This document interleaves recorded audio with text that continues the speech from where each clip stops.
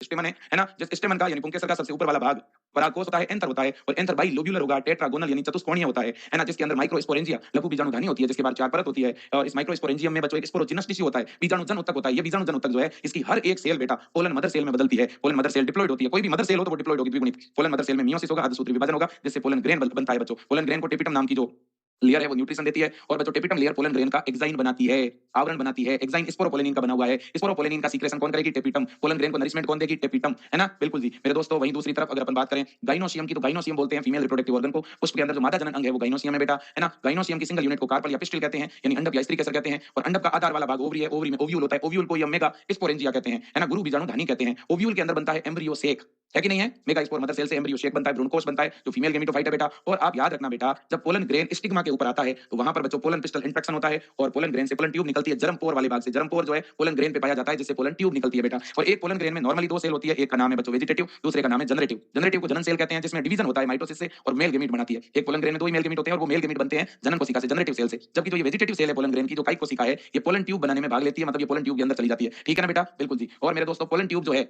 Ovule के micropyle reason से अंदर एंटर करता है। ठीक है, ये भी आपको पता होना चाहिए बेटा। फिलीफॉर्म एपरेटस कहां होता है? फिलीफॉर्म एपरेटस सिंड्रेजिड नाम की कोशिका होती है एम्ब्रियो सेक में, वहां पे पाया जाएगा, जो पोलन ट्यूब को डायरेक्शन देता है, दिशा देता है ना बेटा? बिल्कुल जी। तो सिंड्रेजिड कोशिका कहां होती है? एम्ब्रियो सेक भ्रूणकोश के अंदर एक अंड उपकरण होगा, एक अपरेटस होता है भाई साहब। यहाँ पर एक क्या पाया जाता है? एक अपरेटस, है ना? ये एक सिंड्रेजिड, ये दूसरी सिंड्रेजिड, इनके बीच में ये अंडाणु, है ना बच्चों? इन सिंड्रेजिड में फिंगर लाइक प्रोजेक्शन होते हैं, उसको बोलते हैं फिलीफॉर्म एपरेटस। ये अंडाणु हो गया, ये एग हो गया, एग के दोनों तरफ की जो ये कोशिका, इनको सिंड्रेजिड बोलते हैं। ऊपर वाली सेल को एंटीपोडल बोलते हैं, बीच वाली सेल को सेंट्रल सेल या पोलर न्यूक्लियाई बोलते हैं। अगर मैं आपसे पूछूं कि भाई साहब इन एंजियोस्पर्म प्लांट में, इन फ्लावरिंग प्लांट में किस तरह का फर्टिलाइजेशन देखने को मिलेगा? बेटा इनमें डबल फर्टिलाइजेशन, इन पौधों के अंदर दोहरा निषेचन देखने को मिलेगा, याद रखना। और दोहरा निषेचन क्यों कह रहे हो भाई आप? क्योंकि पोलन ग्रेन में दो मेल गेमीट होता है, तो पहले वाला मेल गेमीट फीमेल गेमीट से मिलेगा, उसे तो सिनगेमी कहेंगे। फिर नर और मादा युग्मक के सलियन से जाइगोट बनेगा, ये सिनगेमी, गेमेटिक फ्यूजन। जबकि पोलन ग्रेन का दूसरे वाला मेल गेमीट सेंट्रल सेल से मिलेगा, है ना? इसलिए इसे बोलते हैं ट्रिपल फ्यूजन, ट्रिपल फ्यूजन, है ना? बिल्कुल। तो कहीं ना कहीं दो फर्टिलाइजेशन होते हैं भाई साहब यहाँ पर, इसलिए इसे डबल फर्टिलाइजेशन कहा जाता है। बिल्कुल। अब हम बात कर रहे हैं ह्यूमन रिप्रोडक्शन की, मानव में जनन की। मेरे प्यारे